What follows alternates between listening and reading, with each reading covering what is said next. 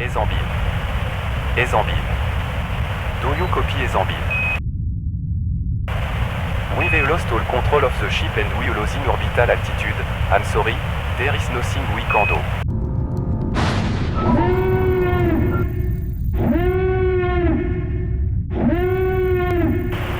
My God. No. Alright, hello guys, welcome back to the Heisenbuild channel. It's been quite a while, but I had a bunch of these college applications, so now I'm signing back on, and I'm sorry for not getting back to everyone's comments and everything. But we're back, and that's all that matters. So, I'm going to split this video up into a few chapters so that it's easier for people to skip around in, because fourth and higher dimensions have sort of been my focus for the past few months, and this video was born from a discombobulated page in my notes app that I'd add to with thought experiments from time to time. So I'm assuming that this will be pretty long, and a lot of parts people already know about, so of course feel free to skip around to parts that you find the most interesting. So first I'll reintroduce knowledge that I'm pretty sure some of you are quite familiar with, and then I'm going to get into new ideas and stuff I've been theorizing for a while with wormholes and higher spatial and temporal dimensions.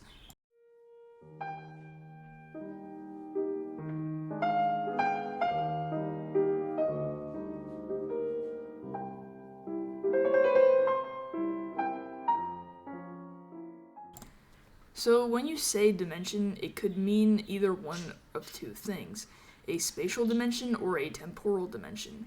For example, a spatial dimension is exactly what it sounds like. Ignore that we are currently moving through time against our will, and you will see that any object around you has three dimensions. That is, independent directions in which it exists. If that idea is a little fuzzy or doesn't make much sense, don't worry. I'll explain it in a bit. Take my maple syrup bottle that I've now repurposed as a water bottle, for example. It has a length, a width, and a height. Therefore, the maple syrup bottle is three-dimensional. Everything we can see and conceive is either three-dimensional or lower. Everything in our universe is three-dimensional, from you to your cat, or your dog, or your parrot, or the many stars and planets of our universe, except maybe a black hole singularity. We are able to comprehend the zeroth through the third dimension. To paint a picture more clearly about dimensions, let's jump into that zeroth dimension that I just mentioned. The zeroth dimension is just a point. It has no length, no width, and no height. It's just an infinitesimal point. For example, a singularity is theoretically zero-dimensional. No volume, size, length, width, height, just a singular point that the black hole condenses into. If you were 0D, you can't move anywhere either, it's just one singular point. Sounds boring. The zeroth dimension isn't that interesting though, as we can see. But what if you were to stack an infinite amount of zeroth dimensional points in any direction? If you stack a large number of beads in the direction of your choice, it forms a first dimension, a line. This also works if you just double the points and fill in the space in between, connecting the points. We can think of number lines when thinking of the first dimension, or line segments. You can move left and right across it. At least there's more freedom than the zeroth dimension. Again, the first dimension is rather boring. It's just a single line that extends in one direction, nothing crazy. But what if you stack infinite lines in the perpendicular direction? By either doubling the points again, first we had 2 and now we have 4, and filling in the space in between, or by stacking a bunch of one-dimensional lines in a perpendicular direction, we form the second dimension, and we'll represent this with a plane. In the second dimension, you can move left, right, up, and down. Think of a coordinate plane, like the ones on Desmos. A two-dimensional shape can be something like this, or even this. The first dimension is associated with length, and the second dimension is associated with area. Let's do a quick recap on the progression. One way to get from one dimension to the next is infinite stacking. Zeroth to the first, you can stack an infinite amount of points. First to second, stack an infinite amount of lines with the same orientation in a perpendicular direction. Second to third, stack an infinite amount of planes in a perpendicular direction. The reason the perpendicular direction is so important is because that is the direction of the new dimension. If we were to stack an infinite amount of boxes here in the third dimension, we wouldn't get to the fourth dimension. we'd need to stack it in a perpendicular direction, forming a new axis of motion. Think about it. If we have a line on the x-axis, the perpendicular direction is the y-axis. So we would need to stack the lines in the direction of the y-axis to move up a dimension. Then, perpendicular to both x and y, we have the z-axis, which forms the third dimension. If we stack an infinite amount of planes in that direction, we get a third-dimensional object.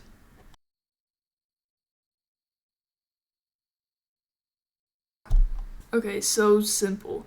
Basically, the progression is just finding a perpendicular direction, stacking or doubling the points in that direction, and boom, a new dimension forms. But we hit kind of a roadblock here when we try to do that in the third dimension. Can you find any perpendicular direction? You may as well spend the rest of eternity trying to do that.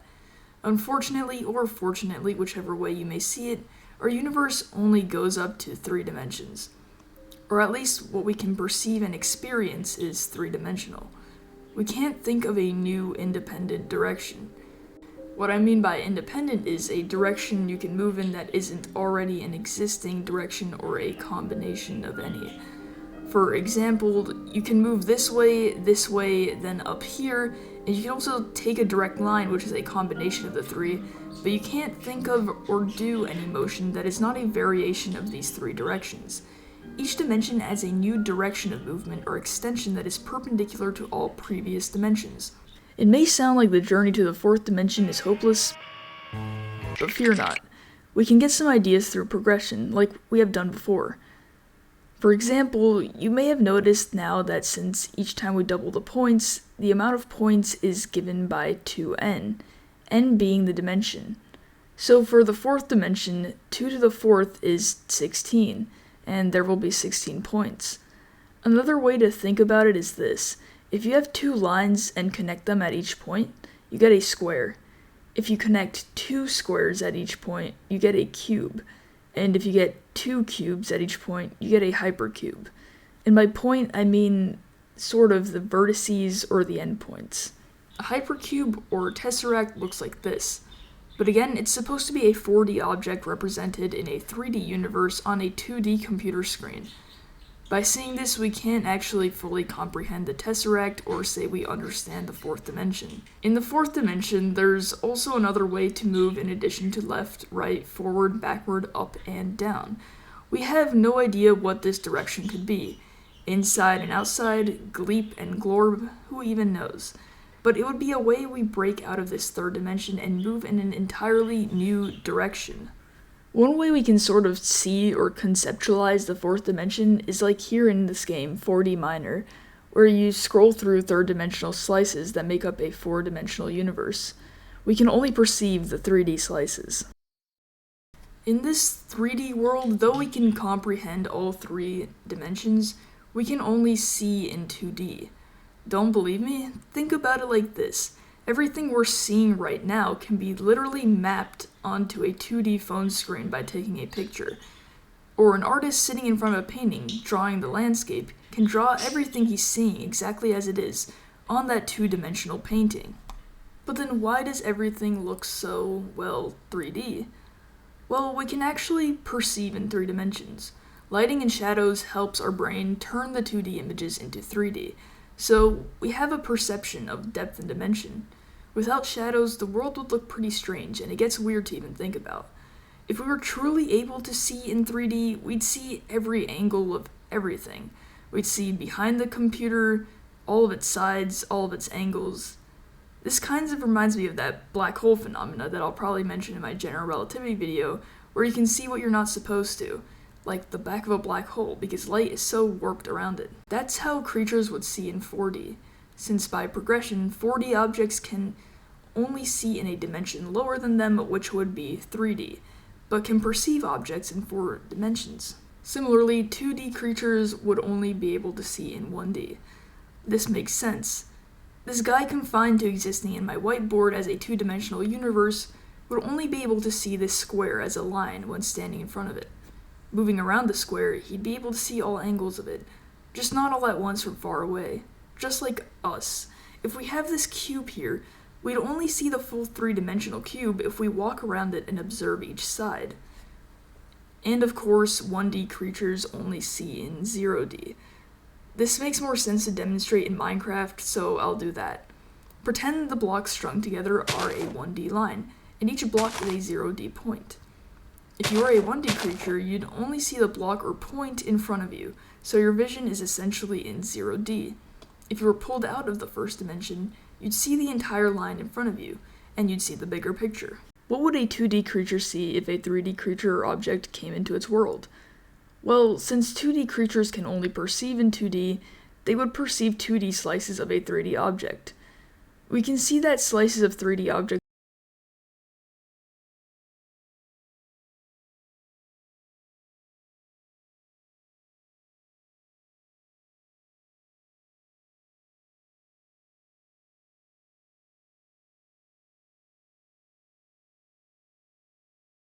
This is quite literally what a 2D creature would perceive, except they'd only see one slice at a time, since they themselves are living in one slice of the 3D world as a whole. Then, when the object has finished passing through the second dimension, they wouldn't be able to see it anymore. They just think it disappeared. It went off into the third dimension. We can still see this since it's well within our universe, but since it's not in their 2D slice anymore, they can't see it. For example, this ball passing through a 2D universe would appear first as a point, as the very edge touches the 2D world, and then grow until it reaches its maximum radius, and then begin shrinking again. Similarly, if a 4D hyperball were to pass through our universe, we just see a growing and shrinking ball, and then it disappears as it moves on to the fourth dimension. 4D people would be able to see it, but we can't, again since our reality is just a slice of the total 4D universe, and our slice doesn't contain that ball anymore. When you see a shadow casted by an object in our 3D world, it looks flat and two-dimensional. That's because shadows of an n-dimensional object are going to be one-dimensional lower, so n minus one-dimensional. So 3D objects cast 2D shadows, 2D objects cast 1D shadows, and 1D objects cast 0D shadows. Using that logic, 4D shadows must be 3D. Just as a two-dimensional universe wouldn't be able to see you as long as you didn't pass through that infinitely thin slice of our world, we could be living in an infinitesimal component of a fourth-dimensional universe. That's a bit confusing, so I'll give a visual. Think of your floor, at first, as sort of a two-dimensional world. Our world is actually made up of an infinite amount of these. Here's one flat plane, here's the next, and here's the next. And all in between is an infinite amount of flat 2D planes. We can even go vertically. In the direction of my hand, there is a 2D plane. You can think of the plane as something like this transparent force field. This plane or field is two-dimensional. It only makes up a tiny slice of the room. Similarly, we can look at this 3D coordinate plane. If there's a plane here at z equals 2, let's say, it's infinite in its dimensions as x and y are infinite. But once you go to the third dimension, breaking out of the second dimension, you can see that on the z-axis there's also an infinite direction to move. In 2 dimensions, sure you can see infinitely in the x and in the y-axis, but when you pop out to the third dimension, it's a whole new world. Not only is that seemingly infinite universe at first just part of an even larger infinity, but you have a whole new direction of motion. So maybe there's 4-dimensional aliens out there that we haven't encountered in our world yet. Having an infinite amount of 3D slices stacked in the 4th dimension is utterly confusing to even think about. Maybe we can use my whiteboard over here to think about this a bit more concretely. Think of the whiteboard as a 2-dimensional universe on its own. And this.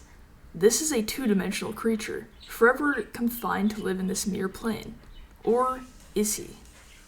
Well, let's begin by drawing this guy an environment, since the whiteboard is pretty boring.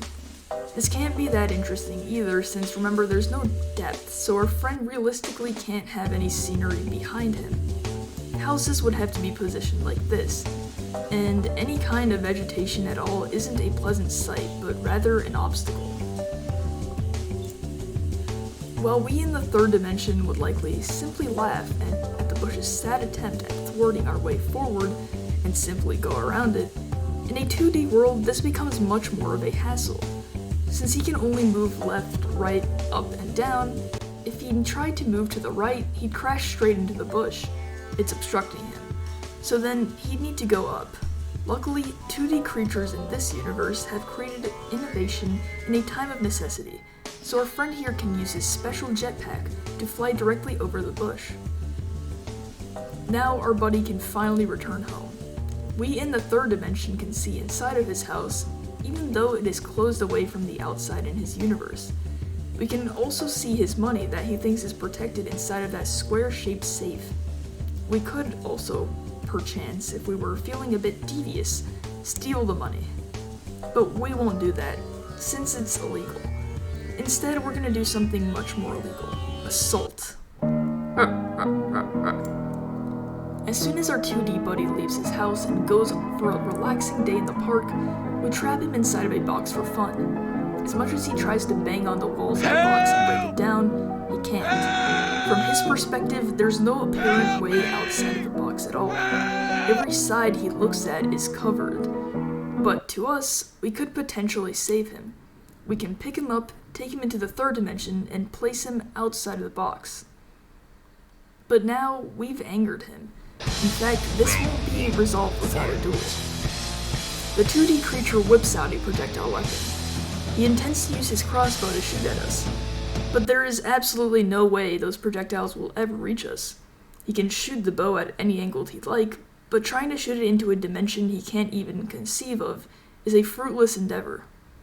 Meanwhile, I can easily poke him with my straw here, or fling him across his two-dimensional solar system. He has had enough. He realizes now that offense is fruitless, so he must stack all of his cards in defense. Luckily for the 2D guy, a genius scientist from their universe has invented the force field. This way, he's protected from all possible angles.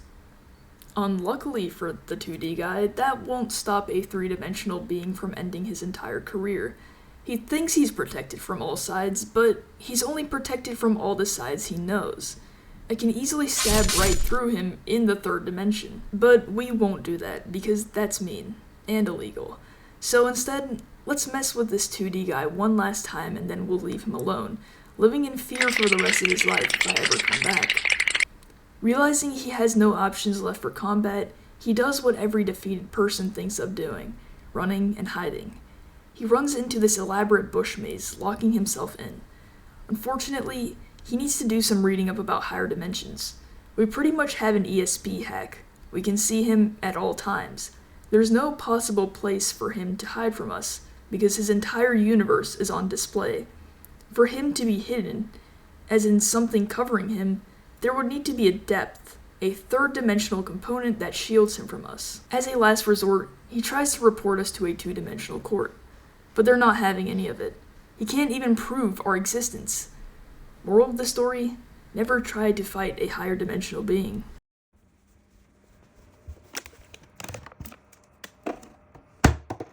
Five hours later.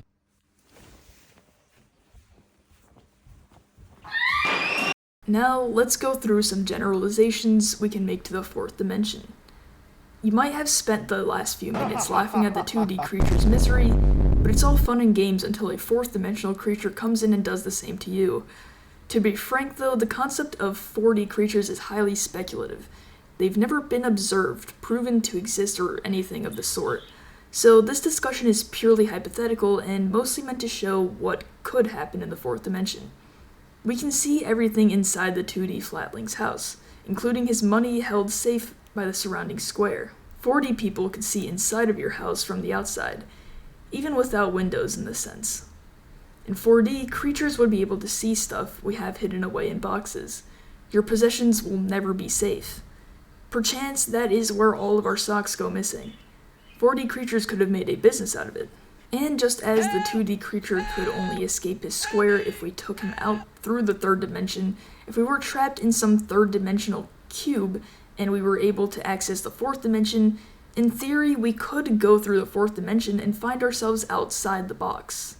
Like, if you were a criminal and locked into jail and somehow had access to the fourth dimension, you could just break out very easily. Ja, im Free. Now time to commit more crime. There's no way to escape it in 3D without breaking it, but in 4D, you can easily find your way out. I guess this is called thinking outside the box.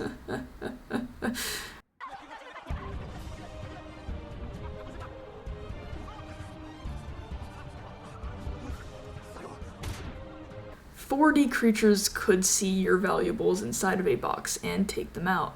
They could take the white and yolk of an egg without breaking or drilling a hole into the egg. They could even ransack the contents of your mini fridge, leaving absolutely no evidence. Fighting a 4D creature would be just as ugly, and we'd lose just as badly as the 2D creature lost to us. To 4D creatures, we may look flat in a sense, like 2D creatures look to us. So what if we're a whiteboard in a 4D alien's room? Okay, so you can hear the nice Floridian ASMR rain sounds in the background, I guess, but back to the video. The reason I've been looking into the fourth dimension so much is because, as you may know, I want to invent the wormhole. Okay, so I know finding an entire new spatial dimension, trying to break into it, and trying to comprehend it sounds incredibly difficult. But there's a pretty good idea on how this works, and I'm generally hopeful for the future of wormholes. I'm sure everyone is absolutely tired of the paper wormhole example. Trust me, I am too. But it's just too illustrative not to include if you haven't seen it before. Okay, so here we have this piece of paper. It's two-dimensional. Jimothy and Bobette are confined to this two-dimensional world. Jimothy thinks the fastest way to Bobette is by walking in a straight line towards her. This is because Jimothy's mind hasn't been expanded to the third dimension. Silly Jimothy. So viewer, what do you think? Should Jimothy A. take the straight path to Bobette, B. walk in some curvy path towards Bobette, or C. become the glorious inventor of the 2D wormhole and bend fabric of reality itself, in order to get to Bobette the fastest? If you pick B, you're wrong. I don't think I have to explain that one because probably no one picked it anyways. If you picked A, you're a man of realism. Not bad. If you picked C, you'd be right, assuming of course that wormholes do exist. So Jimothy decides to bend space-time at his will, folding space into a higher dimension. His universe is still two-dimensional, but the shortcut requires Jimothy to bend the universe into a higher dimension, the third dimension. Option C is by far the quickest route, and Jimothy's name will be rejoiced upon for years in Flatlandia. In our universe, the same logic applies, except it's the third spatial dimension bending into the fourth. That I can't really show here, since we can't really visualize the fourth dimension. Common theme this video. But this 2D to 3D analog is the general logic used for wormholes. The implications of wormholes are absolutely huge. A cheat code to faster than light travel, a replacement for airplanes, cars, etc., being able to travel from where you are now to the edge of the universe in but a tiddlywink of a second. But wait, hold on. I thought nothing could go faster than light. So how exactly are wormholes a mode of faster than light travel?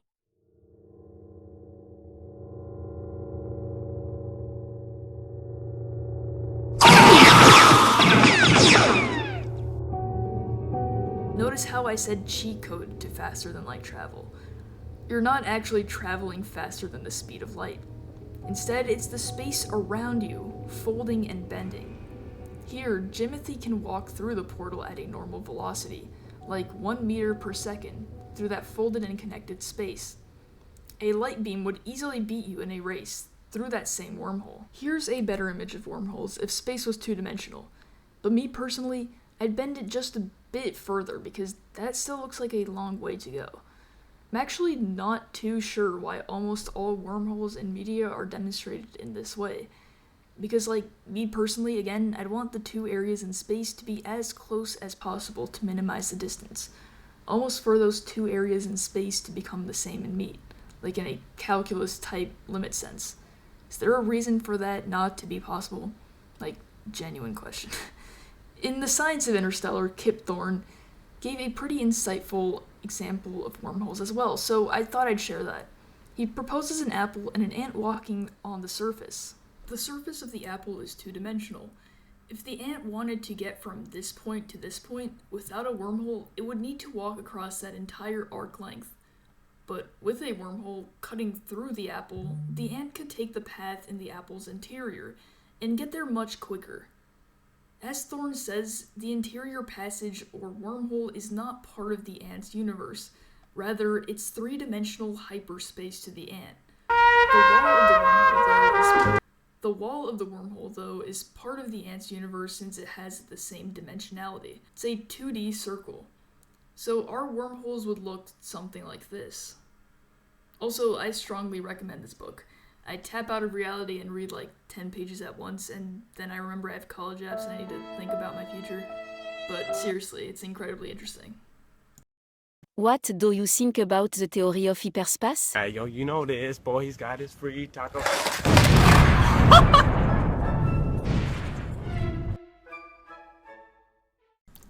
After many sleepless nights, many days with this on my mind, I decided to bring it up with my physics teacher, as one does. What, perchance, do you know about the fourth dimension? Go and watch Interstellar. And so I did. I went home that weekend and did what one reasonably would, watch Interstellar. But it wasn't immediately after that I got this idea, it was in the shower where I usually contemplate life and the theory of everything. And just like that one bathtub Eureka guy, I got it. Light bulb. In our universe, we have 3 dimensions of space and 1 dimension of time. In other words, our universe is 4-dimensional, with 3 spatial dimensions plus 1 temporal dimension.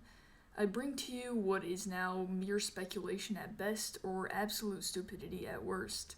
My theory of hyperspace. You've been warned. Imagine every sentence here beginning with allegedly, because, again, do not take this as fact or anything. We can easily decide our motion in the 3 spatial dimensions.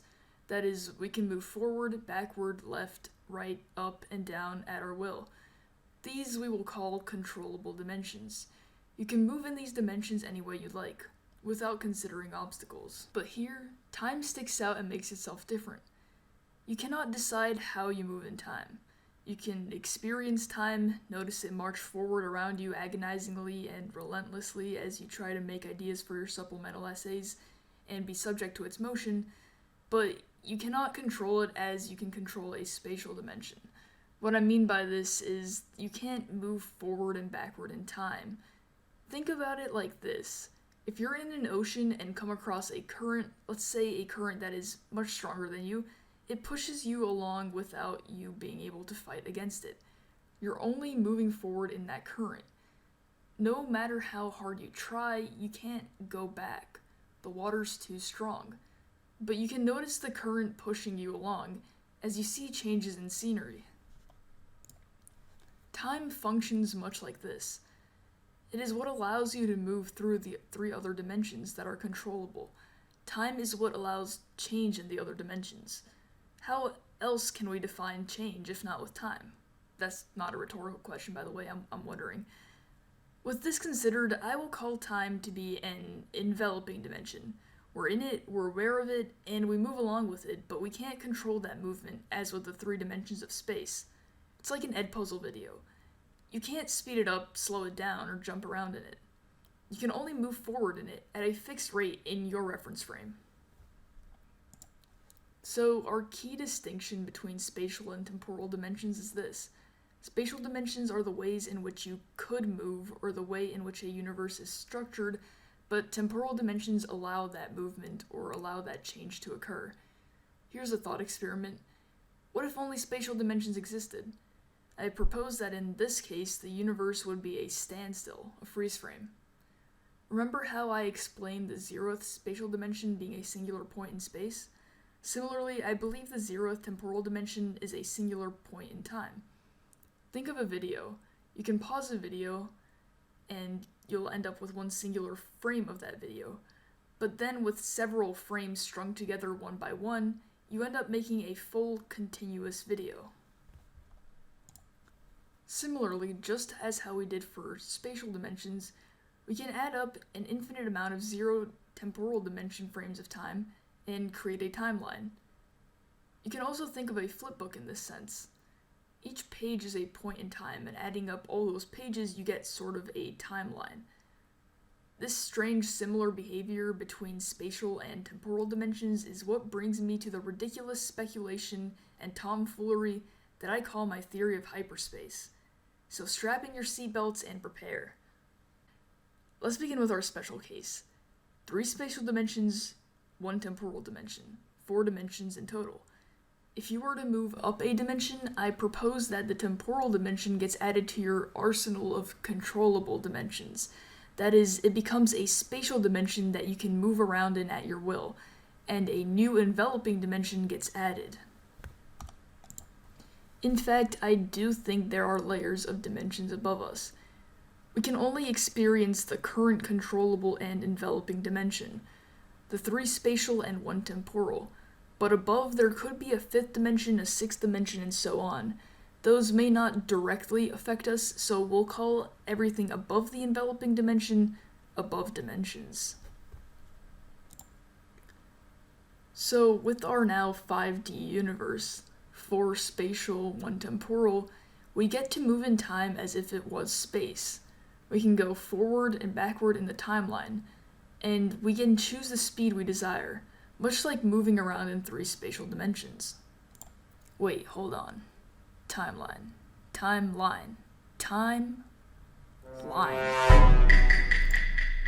Temporal and spatial dimensions may not be as different as we think. I think that temporal and spatial dimensions are the perfect analogs to each other. The 0th space dimension is just a point. What's the 0th temporal dimension? Well, as we discussed, a point in time, a freeze frame. To go from 0th to 1st spatial dimension, you added an infinite amount of points until it became a line. To go from a 0th to 1st temporal dimension, you do the same but with points in time strung together, as discussed earlier, to form a timeline. Since we only have 1 temporal dimension, it's hard to do any further progression. But an idea here is that maybe we can add together an infinite amount of timelines to make the 2nd temporal dimension a time plane, perchance. This implies parallel universes in a way. Think about it. Infinite timelines added together. And perchance this would continue on until the last dimension is the experience of absolutely everything. Infinity. All timelines. All universes. Everything. Anyways. The general case would be that this can begin from however many spatial dimensions. In other words, spatial dimensions are pretty much unlimited, and temporal dimensions could be limited. This process can begin from the 3rd spatial dimension, and even from the 24th. You can keep adding spatial dimensions, however, my guess is that there's only so many temporal dimensions that you can go through, until you experience absolutely everything, that is. Well, this further begs the question, what is time? I don't have an exact answer because I don't think anyone does, but here's some ideas. We alluded to it a bit earlier in the video, and as my physics teacher loves to say, I was planting that seed for this moment. We said that time is what allows motion through the other dimensions, for change in the other dimensions, but also positions in the universe are described not just by where they are, but when they occur as well. For example, whenever you make plans with your friends, you can't just say, let's go to the local Raising Cane's and let's get chicken tenders. You have to include a specific time that happens, or else you two will likely not see each other. And so now I shall leave everyone with a few thought experiments that we can talk about and have a Harkness discussion or Socratic seminar, or whatever your English teacher prefers in the comments section. We know, allegedly, what would happen if only spatial dimensions existed, but what if only temporal dimensions existed? Like, what if a zero-dimensional particle clock is within a singular temporal dimension? What happens? Is it allowed to exist? Does the clock's ticking signify anything if it does tick? What do you think happens in the 2nd temporal dimension and onward from there? We've talked about the theoretical part of this whole hyperspace thing, but practically, how can you move up a dimension, if it's possible? Oh, and also, how does relativity factor into all of this? We know that space-time is one fabric, and the faster you move in space, the slower you move in time. Albert Einstein said that, not me, so we can take this as a fact. We know that time is relative, allowing for phenomena like time dilation and such, but in one's reference frame, time moves at a fixed rate. I'll probably look more into that stuff and update you guys later. And trust me, I'm not trying to outsource this work to random people in my comments section, but I do think it's valuable to discuss these things. Maybe this is some part of an answer to a greater, wider theory of everything. But for now, we don't know. I'll be back at some point with updates on this, and hopefully in 5 to 10 years, I shall be back with the wormhole. Peace out, kids. He's flying, get him, get him, get him. Get him, get him, get him, get him.